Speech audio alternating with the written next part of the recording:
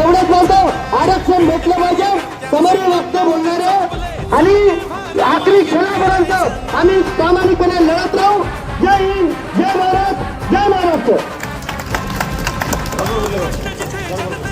निर्देशांना सांगून दिलं की ही भरती घोटाळा भरती आहे, ही पारदर्शक कुठली भरती झालेली नाही, कुठलंही नियोजन नाही, कुठलीही रेप्युटेड कंपनी नाही आणि याच्यामध्ये विद्यार्थी आज आमचा विद्यार्थी हा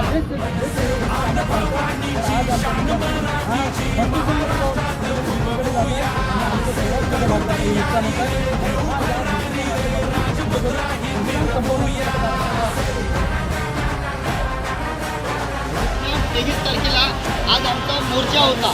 मोर्चाच्या ठिकाणी कलेक्टर कार्यालय समोर आमचा मोर्चा, त्या ठिकाणी मोर्चाचं भाषणबाजी चालू होती, त्या ठिकाणी संवाद चालू होता आणि तिथून महाराष्ट्राचे ओबीसी नेते, महाराष्ट्राचे विरोधी पक्ष नेते विजयभाऊ वडेट्टीवार साहेब ते त्या ठिकाणी तिथून गेले.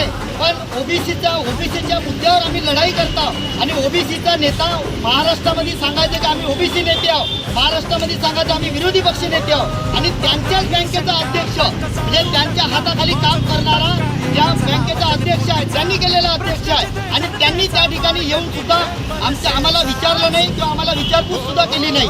मग ओबीसी नेता म्हणून फक्त महाराष्ट्रात